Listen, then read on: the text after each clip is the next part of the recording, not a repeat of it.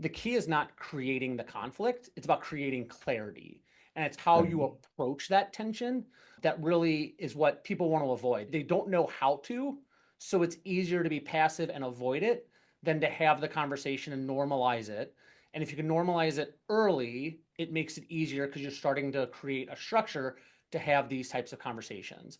The issue a lot of families have, whether it's business owners or even just with their investments, is they avoid it for so long until, if you will, the issues boil over. And then that's where conflict comes in because there's been tension built up over the years.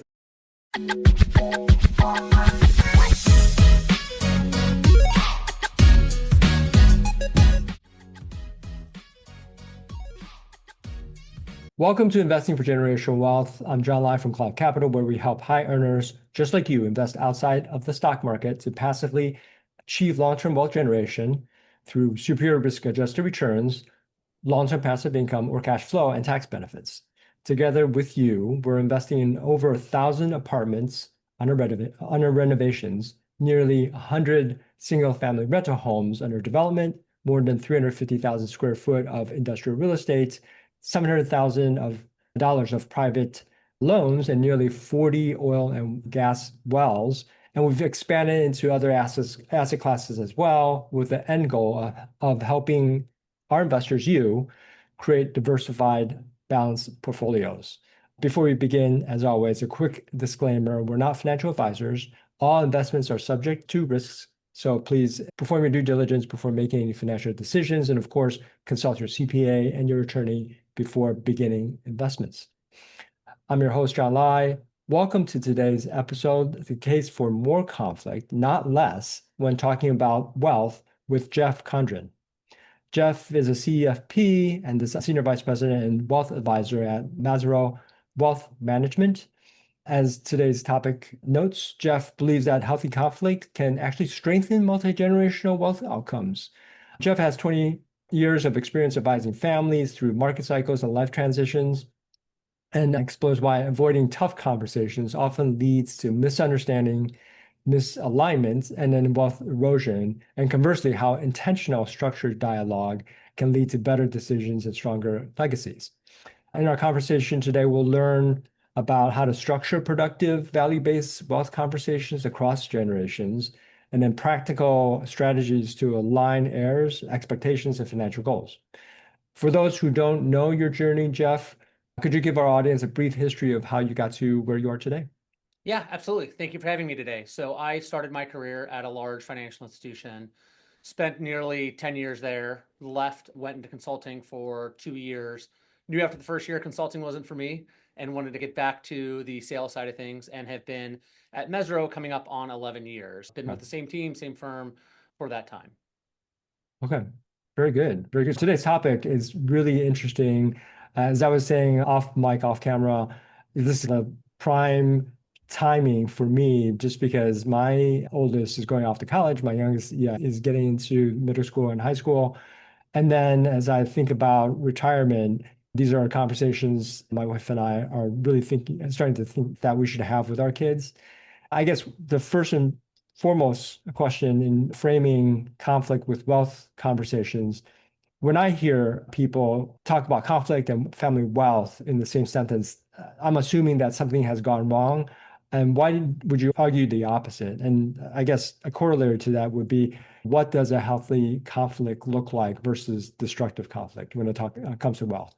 Yeah, absolutely. And I think that's a very common theme that people hear when they hear the word conflict. They think of that tension, they think of that buildup, they think of the fighting at the dinner table, the holiday table, can't have anything nice because this generation doesn't understand it, or that generation won't get this.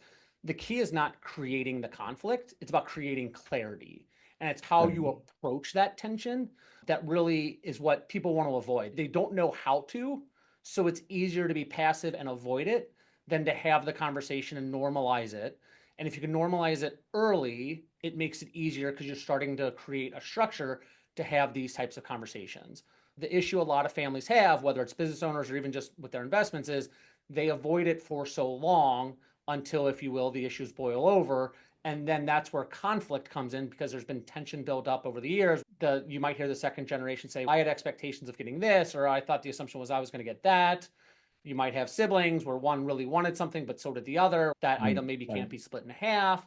So because it's built up for so long and there's now emotions tied to it, that's where the conflict really comes in. But if you can take steps early in the beginning to avoid it, that's where it helps create that clarity. Hey, I'm glad to know you have an emotional attachment to this item or to this piece of the portfolio or something like that. Great, let's talk about why. And let's talk about, does this make sense for you to have it, for siblings to have it, and how to handle if there's even a third generation involved with it as well. With that, why do you think high-performing families often avoid hard money conversations? And does greater wealth make avoidance more likely? Yes and no. There are clients on all sorts of the spectrum with finances and business owners that when it comes into the generations, it's really an interesting take on things because what I have seen with people, and I'll stick with more like the family business side of things because it's a little easier to kind of walk through things. Generally, some of the best founders never want to sell their company, right? They've created it, and their biggest fear is that if I give this to the next generation, they're going to destroy what I built. Whereas if this conversation, if the around clarity has not happened, the second generation generally has the feeling that I will never be trusted to lead this company. My mom, my dad, whoever it is, they built this from nothing. They're not going to trust anyone else. And that's the underlying fear. And it's because they've never had the conversations. What does succession look like? Is this we're going to sell the business or are we going to reinvest the business? Is it we want one child to run it? We want multiple children? Are there other stakeholders in the company who maybe aren't family that are involved?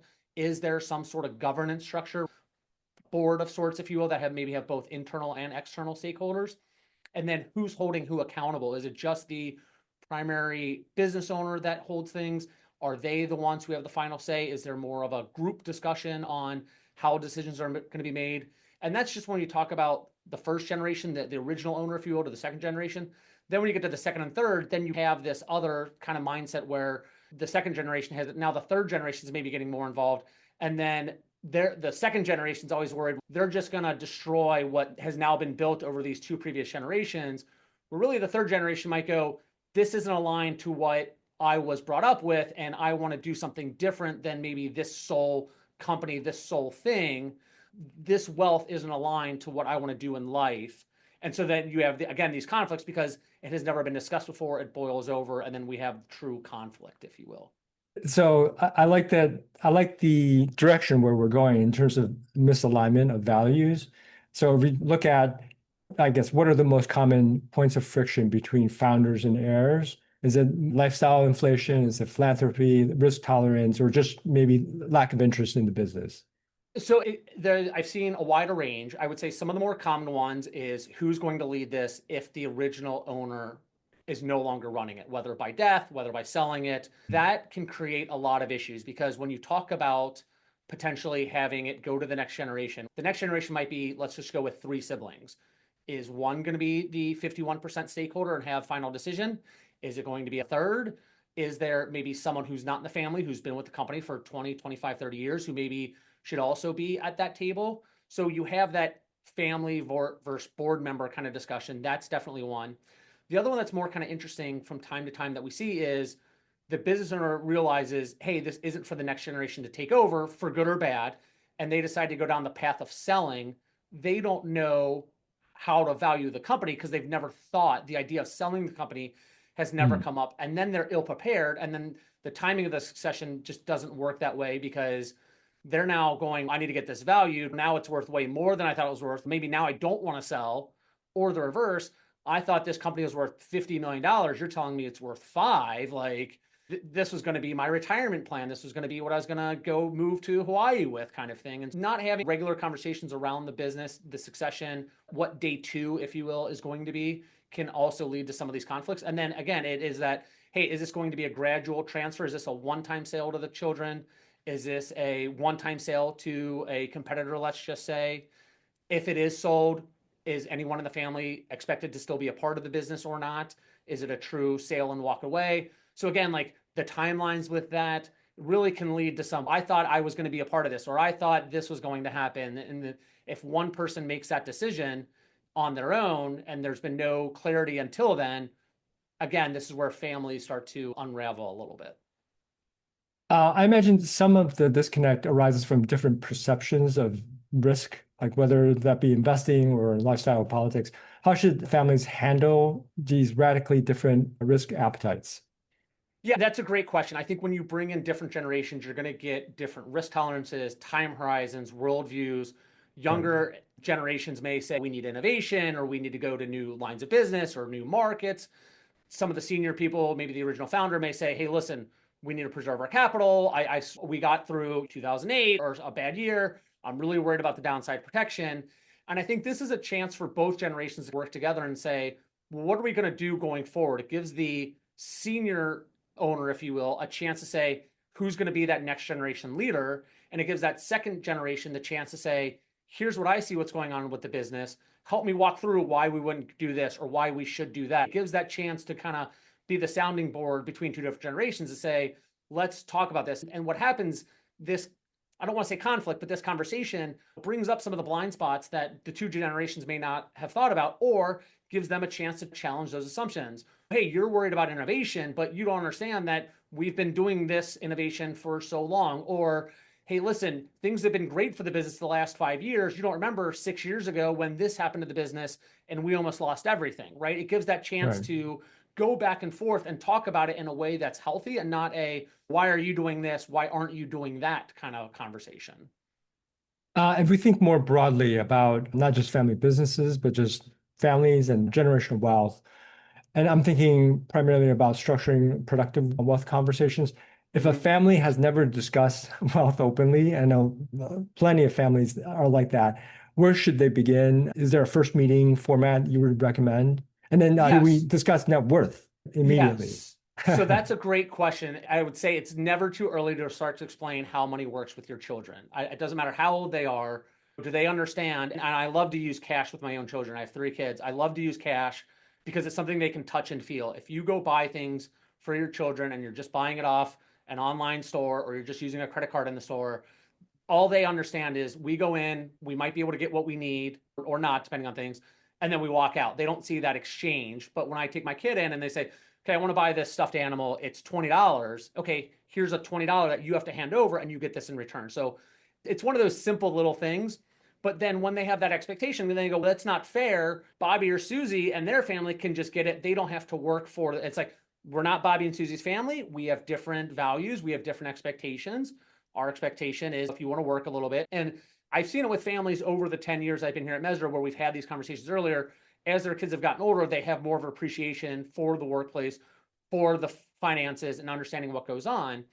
As far as more of the net worth conversation, that sort of thing, generally I've seen it come up when people start to apply for colleges because now it's the fair but equal conversation, which is always difficult if you have multiple children. And this is one of those, I can't tell a family what they should do. And the reason I use fair and equal is, hey, we have 3 children. I love using three because that's what I have. The conversation is either something along the lines of, we will pay for your college outright and then we're done, or we will pay a certain amount for your college. Fair is, you decided to go to a private school, we covered it, but your sibling decided to go to a public school, we covered it. That's fair. We said we would cover college. We covered it for you. It Hmm. wasn't equal, but it was Right, right. fair. The equal conversation is we will give up to $50,000 a year for college, $25,000 a year for college, $100,000 a year for college. If you go over it, if you go to grad school, if you do anything else above and beyond that, that's yours. If that money is not used, maybe it is something that can be transferred to them. But that is a difficult conversation around fair versus equal. And it's one we have to have with the parents first. And then we bring the children in to understand what they're doing for college and stuff like that. And then once that happens, then we can start to have those conversations down the line around, okay, listen, let's talk about things. And especially as parents, if you will, get older and some of the decisions need to be made for them, healthcare costs, long-term living costs, nursing home type situations. If that's the first time getting the child involved, it's mom, dad, I didn't know you're spending this much on your phone, your telephone, your food and groceries. Like, you shouldn't be spending this much. You shouldn't be doing this. So they never brought their children in to help. And now we're seeing the issues why. But if we can unwind that and go back in time and have those conversations around, hey, listen, this is the portfolio that we have as a family. These are our values. This is what we're looking to do with it. These are the types of maybe nonprofits we support or educations we support and donate to and why. And even if it's not a monetary thing, it can be something with your time. We may not donate monetarily, but we donate our time to these organizations. When you start to instill that with children, then it helps to lead to that. Well, I can trust my children that they're not going to ruin what I gift to them. I can trust that they will be able to handle this when it gets turned over to them. And it's one of those, they're almost shadowing you of sorts that they can see, the parents can see. Sorry, let me take a step back. The children can see what their parents expect, and the parents can understand that, hey, this is how my child's going to make these decisions, or these are how my children are going to make these decisions. And if there's something they don't like or want to correct, then it's at a much smaller dollar amount than later in life. Got it. Okay, that makes a lot of sense. It seems like college or the period entering college seems like a natural launch point to talk about generational wealth.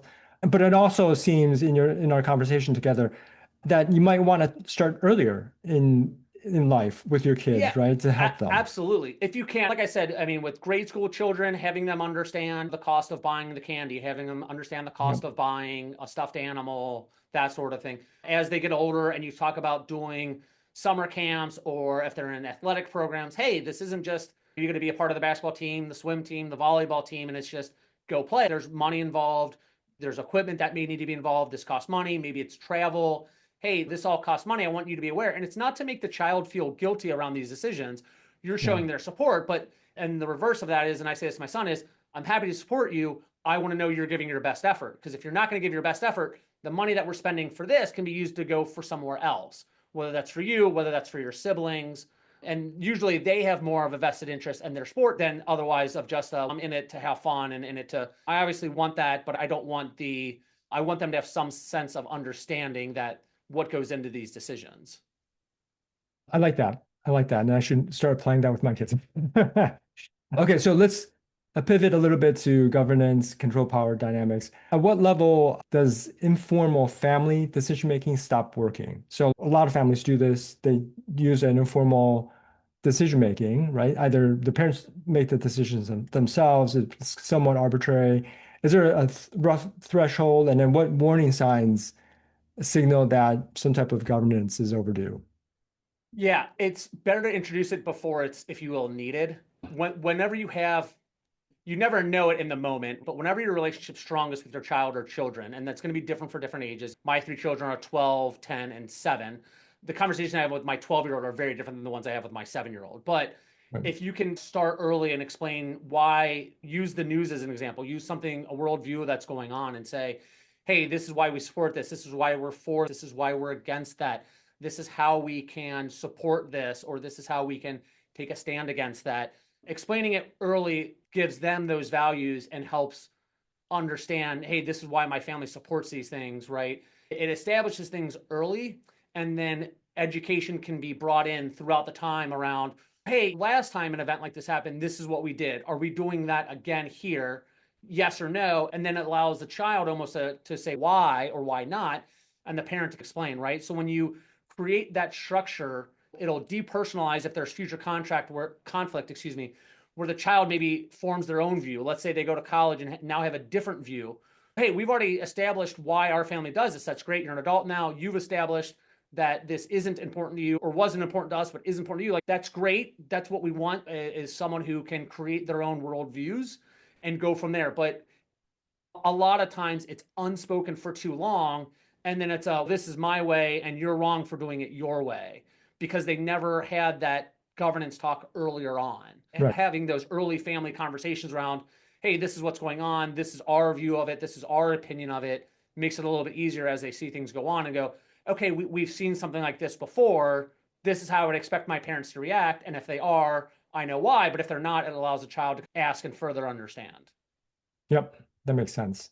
When I think about governance, I also think about maybe some structures around governance. So trusts come up, not the trust between the parent and the child, but just trusts. Yes. And how do you balance transparency versus parental authority? Should heirs know about trust structures early on? Yeah, that is it's a hard one because it does vary by family. I would say some of it comes into the expectations from the parents, if you will. So if we're talking to stereotypical 50, 55-year-old client, and we start to have conversations and their kids are college age or about to be college age or just out, a lot of times we need to understand how their parents handled money and decision makings before we can give a recommendation. The Right. reason I bring that up is the previous expectations are going to be what underlines the children here, the college age students, because if the parents had a great conversation and understanding of money, it makes it a lot easier. If the parents, if it was unspoken and hidden, they almost take that same approach with their children, which sometimes we try to break that barrier.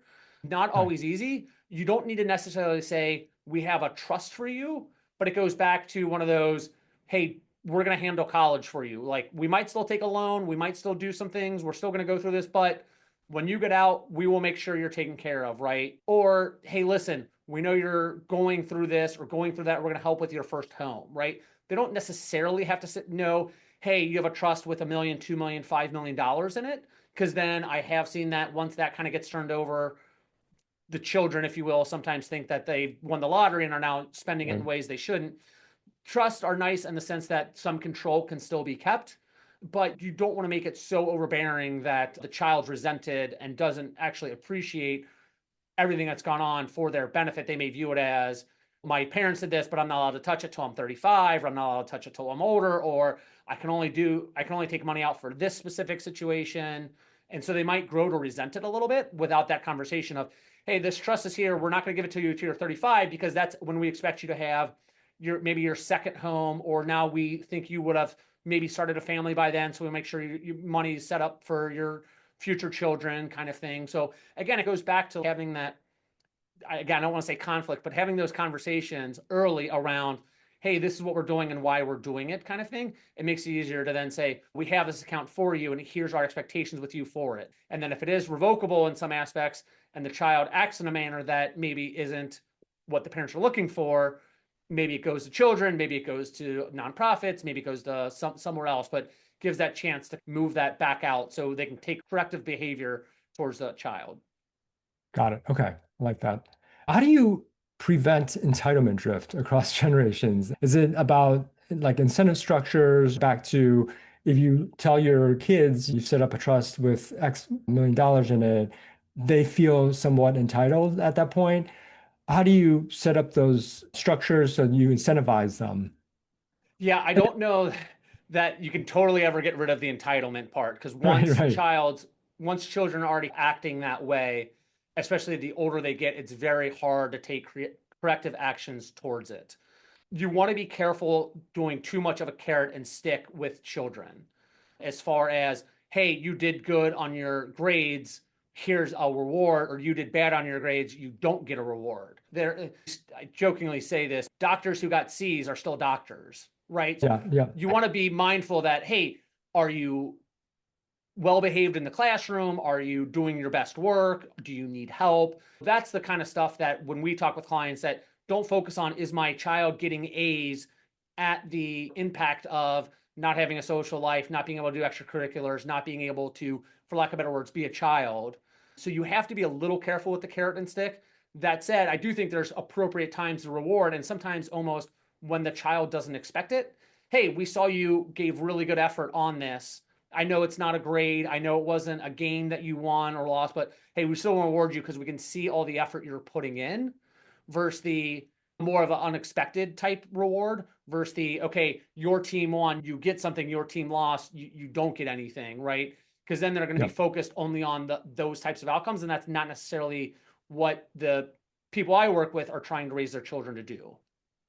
Yeah, yeah, I like that. I had a question here to ask about conditional love through capital. Yeah. Sounds like I mean, it's a lot of what you're saying.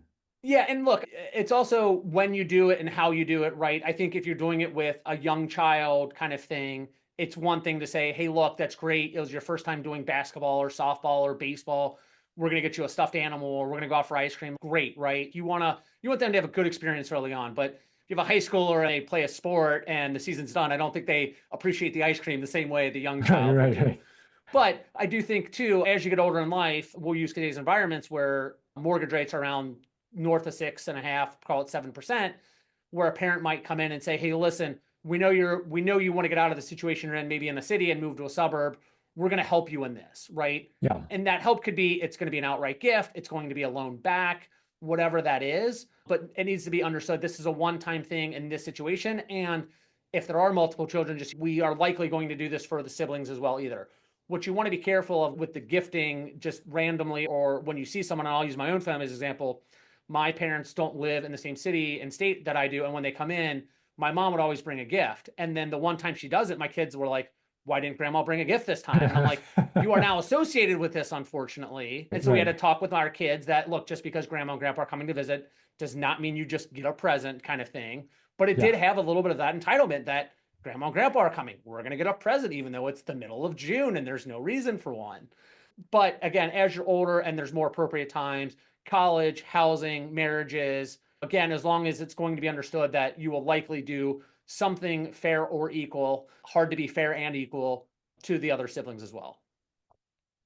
I mean, we've gone in with the assumption that either there's a literacy gap or maybe there is not. What financial literacy gaps do you see in, especially in affluent families? Do high income households assume some level of competence that may or may not be there because they may not have spoken to their kids about it?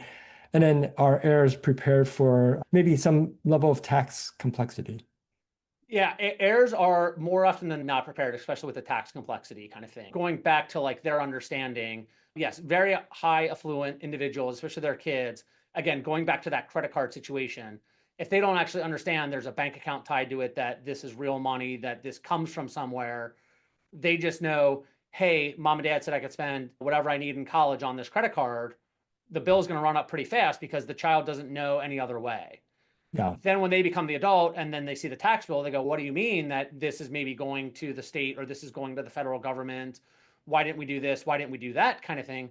Usually with the parents, we've had that conversation with an estate planning attorney to go through and do our best to help plan for estate taxes and minimize them where possible. But in this day and age, too, with getting an IRA, children now have 10 years to take that out. They don't understand that's at their income, not their parents' income level. So now there's other conversations, which is I have to take this money out, but I'm going to be taxed on it. And they're almost, again, not to be like totally resentful towards it, but it is one of those, they're not prepared or have an understanding that this is what's going to happen. And so they get caught off guard and then go, what do I do? How do I minimize this? And again, if it's not a conversation, the parents have said, here are our accounts, here's what's going on, here's what's going to happen. It's a little harder for us to come in and say, just so you know, you have 10 years to take this out and it's going to be taxed at your income. The children may be at some of their highest income earning years, especially if they're in that 50 to 65 range. So it's a very difficult decision to say, let's think now about where we're at with our income and where we might be in 5 years or 10 years. Do we need to take more out now because maybe we have more favorable income rates? Do we risk it a little bit and wait a few years? Am I close to retiring in a few years? And do we delay taking it for a few years if we can? Or only taking out the minimal amount each year? Those are conversations we have to go through and then explain maybe what can be done here with this. Is this, okay, yep, this was an account for mom and dad, but we take the minimum out, but we're going to do a help one of the children fund a house, put money into a 529 for the grandchild who's still in high school. Try to reframe it so it's not such a burden around the taxes, but really a benefit to how this can help their value and purposes going forward. got it. Have you ever encountered the situation where the children are, I guess, more knowledgeable about finances than the parent? The Yes, reverse problem, yes. it does come up, and that's a difficult one for us to come in on because usually if the child comes in, it's because they've seen that their parents don't, and it's usually that their parents aren't financially savvy in any way. Maybe they got Right. lucky, they built the business, they know the business, the widget company, that's it, but they always had someone handle the finances. What's hard is if we come in, there's almost resentment towards us and the child then, Hmm. because the parent sometimes thinks they haven't done enough or know enough, and now we're being brought in by the child to help out. So that is a difficult mountain to climb, if you will. Doesn't mean that it's not possible, but we need to go in to say, we're here for your benefit and not necessarily the owner's benefit, but for the next generation, that second generation, that third generation, and letting them see, we're really trying to help create kind of like a family enterprise of what's going on here. What are we looking to do? What's that legacy going to look like? And if you shift it as child's here because they want their money now, because that's how sometimes the parent views it, to we want to make sure this money lasts for multiple generations, what that individual has built. The owners and older members of the family are usually a little more open to, hey, I want to make sure this is there for a multitude of generations. The best conversations are when the parents have enough money and they realize it and they go, I know this isn't for me anymore. This is for the second and third generation. Because then that actually can also bring in some interesting conversations because they might make riskier decisions because they're like, I don't need this. This is for the second or third generation. And it's funny because sometimes the second generation goes, that's almost too risky for me. I don't want you to be that risky with the money. I don't want to have a 2008 situation and Right. have things go down. But the older generation goes, look, if we take the right steps, we'll be able to manage through that like we have before, and we'll get through it. But sometimes when the older generation realizes they have enough and it's for the generations, it makes it almost a little easier. And I'll loosely say more fun to have that conversation with the second generation to say, hey, look, this maybe is a little more risky, but here's why I think we're okay. And if not, we'll come to an agreement to say, okay, here's going to be the new portfolio going forward to help manage maybe some of the downside protection while not giving up the upside that equities traditionally offer. Yeah, that's an interesting perspective. I've always thought of the older generation trying to protect their wealth, almost no matter how much wealth they have, they're trying to protect the wealth preservation versus Yes. growth for multi generations down the line. So that's Right. interesting. The older someone gets, especially I'll say I'll just pick age 85 or older. If we have clients who are 85 or older and maybe their spouse had a pension, maybe they both have Social Security, they've been through the 2008s, they've been through the 99, the 2000s, they've been through the 90s and all that. They're like, look, we've been through it, we managed it. We know something's going to disrupt the market again. We'll manage through that. It's great to kind of instill that confidence in their children to say, look, I know you can get through this too. And Right. this is here to help you through those moments because I'm not going to need this. If we have another 2007, 2008 crisis, I don't need this money to live off of. So we're not going to touch it. But if we need to, it's going to be for your benefit to help you. So your family and the next generation can make sure that things continue on after that, right? This isn't needed for my lifestyle expectations. This is for the next generation. Yeah, that's a great perspective. You spoke about Mesirow and other advisors almost as conflict architects. What role should a wealth advisor play in a family conflict? Is it like a neutral facilitator, strategic referee? Is it a behavior coach? What type of Yeah, roles? Or all of the it's above? yeah, it depends on the family. It's somewhere in between. And I think you need to have the conversation with the family to understand what are they looking for? Are they looking for me to Right. play referee? Are they looking for me to play therapist? But I view our role as we want to contain the emotion because whether it's money, business, whatever, emotions are going to get high and tense quick. So we want to make sure we can contain that from all parties.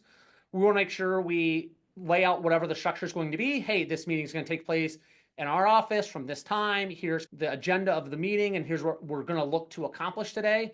I think that helps bring in some perspective of, hey, the older generation wants to make sure we cover X, the younger generation makes sure we want to cover Y.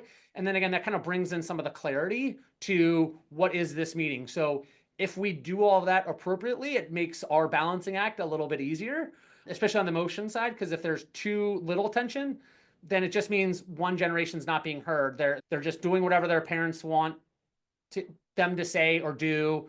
There's some unspoken resentment. But if there's too much, now there's withdrawal and mistrust. And so containing all of that is probably the hardest part of it. And there have been times where this goes above and beyond what a financial advisor and our team here can do. And we do go refer people to financial therapists, basically, who are Mm, more right. built to have the conversation that goes above and beyond. Because it's rarely ever the stock market that destroys the family. There's something else money related that leads to it. And the portfolio, the stock, the money is the scapegoat at time. There's underlying things that we can't get out that a therapist would be able to. Yeah, I was going to ask that question. Are psychologists or like other type of mediators involved? I guess, what are some signals that those other type of outside professionals should be involved? Yeah, so in the first meeting or two, if it's very clear that the message we're trying to get across of this is for the family, or this is supposed to be an open communication space, or everyone's opinions can be heard in here, if those rules start to get broken, then it's one of those, hey, listen, we're not the group to help you anymore. This is above us kind of thing. Now, look, especially in the first meeting or two, it's going to be hard to 100% tell. But usually by the end of the second meeting, and even if you have a third, that's where you'll start to see, hey, okay, we've seen some progress. We've seen some people open up a little bit. Maybe the one sibling who was a little quiet has spoken up a little bit.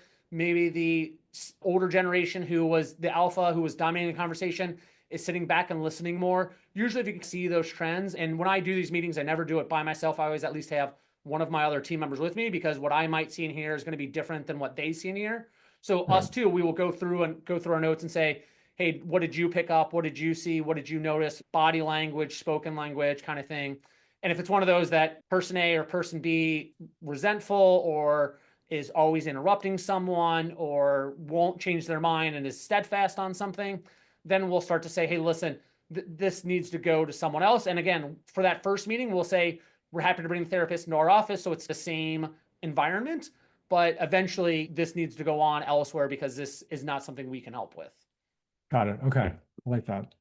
Tax strategies. So let's talk a little bit about tax strategies, structures, long-term alignment. How do estate structures unintentionally create conflict? Are there, I guess you spoke about unequal distributions, but sometimes there has to be or there should be unequal distributions. Do you find that Yep. they work sometimes? And I guess fairness versus equality. We talked about that a little bit.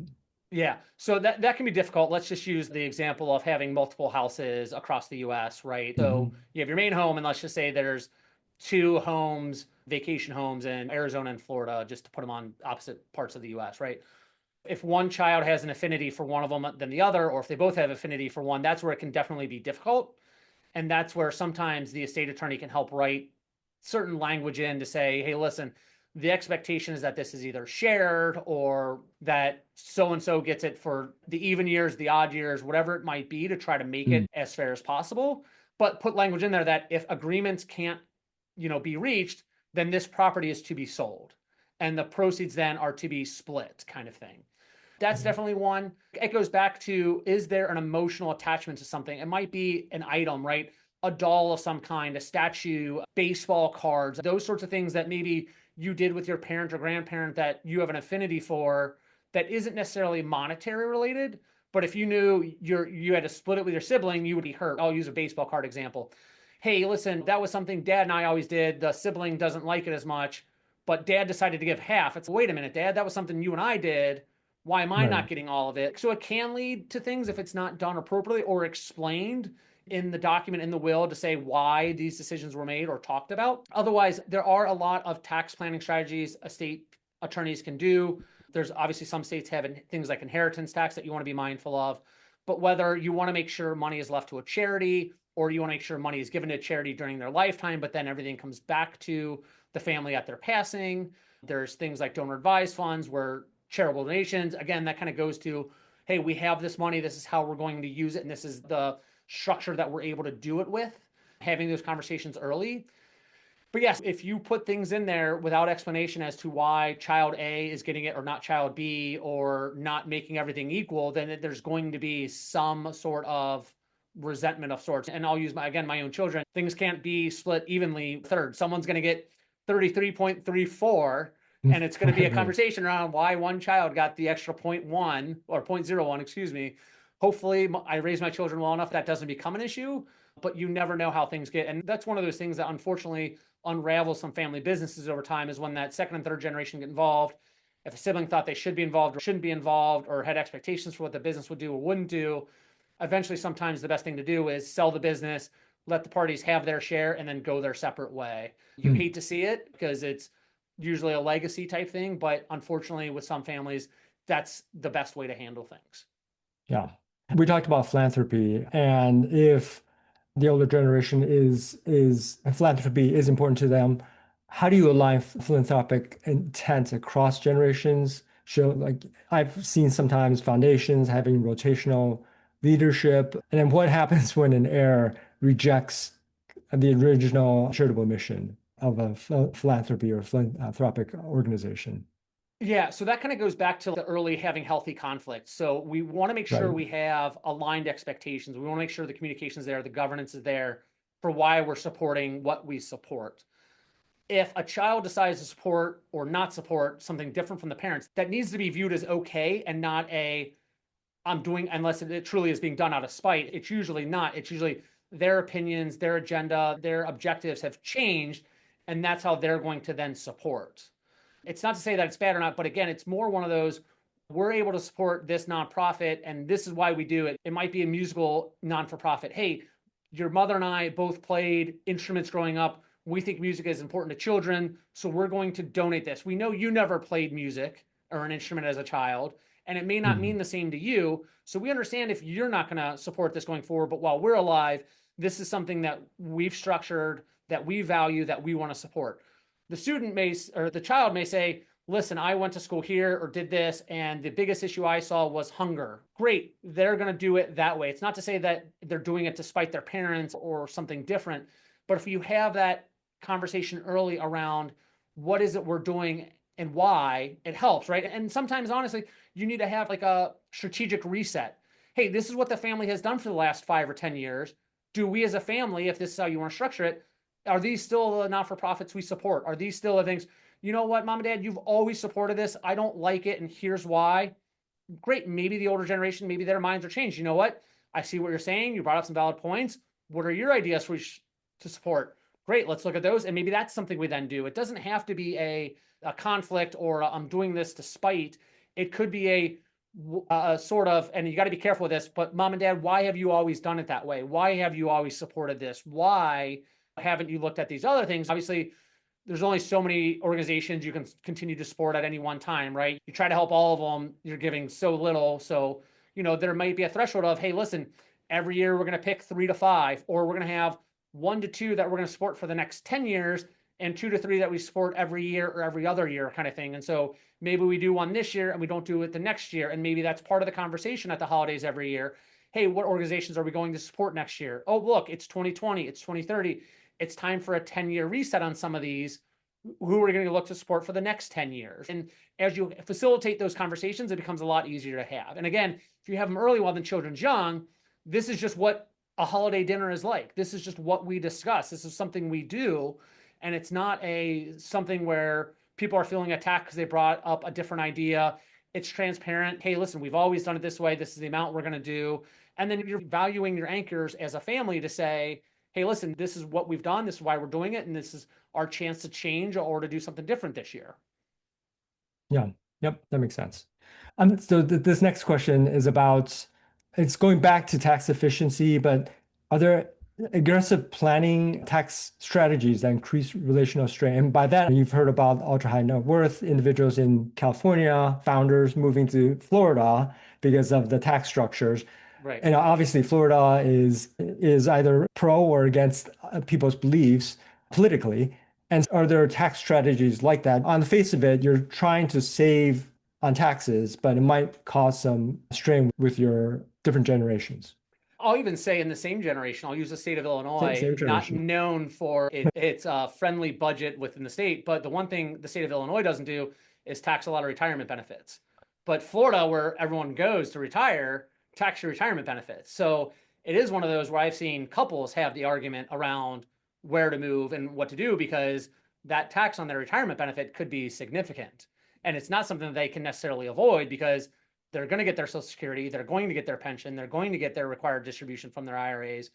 Do we want to pay tax on it or not? If we go to that state, it's now going to be. If we stay here in Illinois, it's not. But yeah, then again, it does lead to some of those others. I wouldn't say I've necessarily seen tax strategies involved to help with it, but some of the areas that do come up are things like charitable remainder trust or donor advised fund, where someone takes maybe a low basis, high value position, moves it into one of these, is able to make the donations, and then the nonprofit is able to receive the full value of things.